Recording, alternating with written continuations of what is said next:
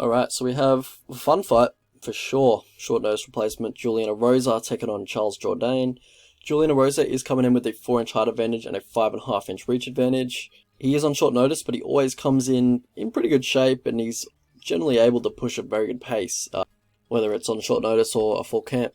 So, break down the strike into these two. Both of these guys like to frequently switch their stance. Well, I definitely like giving their opponent a lot of looks. Definitely be switching their stances in front of each other this time because they're looking for different techniques. Charles Jourdain mostly looking for kicks, a lot of kicks. He looks for the body kick. He likes to switch stance to the opponent's, well, to oppose the opponent's stance, to mirror the opponent's stance, and then open up that body kick for him. Open up the high kicks. Likes flying knees. He's definitely primarily kicking. For Julian Erosa, he comes in with that forward pressure. Basically, he gets in your face and wings punches, and he's got very long arms, so punches do come from unusual angles, but generally, because he's got such long arms and he's throwing winging punches, he is going to give up the speed advantage naturally to a lot of his opponents, and I do think Jourdain has the speed advantage here for sure. But yeah, for Julian Erosa, he doesn't really use his reach. He just kind of gets in the pocket and brawls, so lovely to watch, but maybe he just doesn't really use his length. He does have his hands low, kind of relies on head movement to avoid strikes. It's just a really dangerous game that he plays.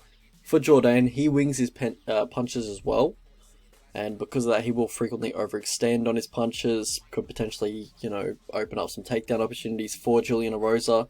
Julian Erosa, I think most of his takedowns do come from that body lock takedown, so you got to watch out for that.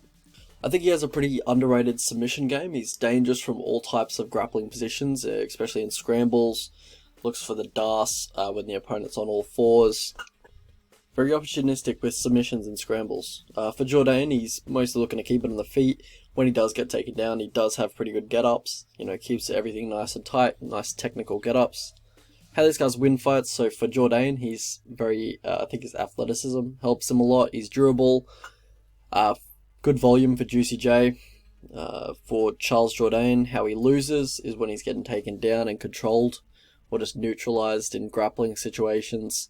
For Juicy J, it's strike and defense. It's dangerous with how he likes to fight for sure. He's kill or be killed, and his chin is just is very fragile. Pass to victory for these two.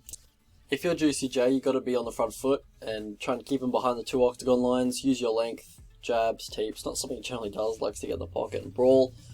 Keep up the volume, low calf kicks. Charles Jourdain wasn't checking them in the Rojo fight.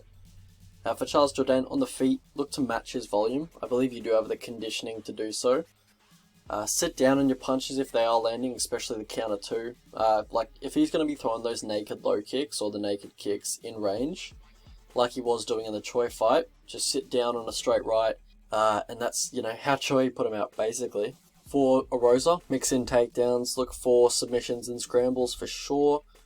Alright, so how I see this fight going? So, should be a banger for sure.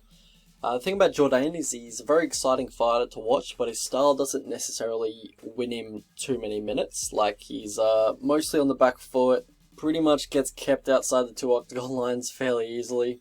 Offense is primarily kicks, which judges undoubtedly don't score as highly as like a punch to the head, per se. Like, UFC stats say he throws about 5 strikes a minute, but I don't know, it just doesn't seem like that. He never seems to do enough to win rounds. It's always going to be very competitive, or, he finds a finish. He just has really bad optics, and that's probably why he is 0-3-1 in fights that have gone to the scorecards. I think Erosa's path to victory for sure is just to get in his face, get good optics basically, and just throw volume, try to overwhelm Jourdain with volume. I think he's going to be the guy with the better visuals, better optics, but with Juicy J, all he needs is one, and by that I mean all he needs is one strike to land on his chin, because chin is just really fragile. Jourdain doesn't have crazy raw power or anything like that, but he does generate a fair bit of power, with the way that he throws his punches, like just the speed and the athleticism that he wings his punches with. It's going to generate a fair bit of force, and that translates to a bit of power. We've seen him put out opponents in the UFC, put out guys with stronger chins than Juicy J for sure. Jourdain, he's also just much more durable. Like, he'll be able to take punches way better than Juicy J will. Like, I fucking love Juicy J.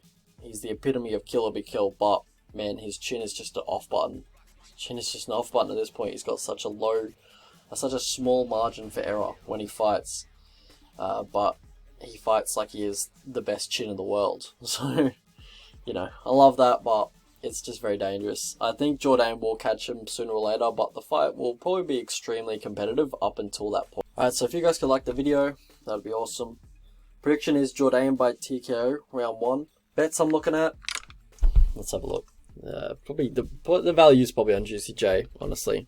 Yeah, I'd probably bet him at that price, $2.70. That's a bit too wide. He's going to be making it extremely competitive before he gets knocked out.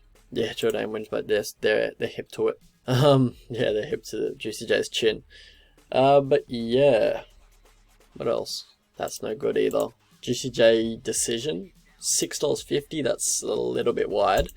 He's going to be outworking Jourdain. If he doesn't get knocked out, he probably does win a decision, or if he doesn't take like huge amounts of damage, or get like knocked down like 3 times every round, he's probably going to win the round. But yeah, so that's probably what I'd play at these prices. Like, would be Juicy J decision and the money line for Julian Erosa. Alright, so yeah, should be a fun fight. Should be a great fight.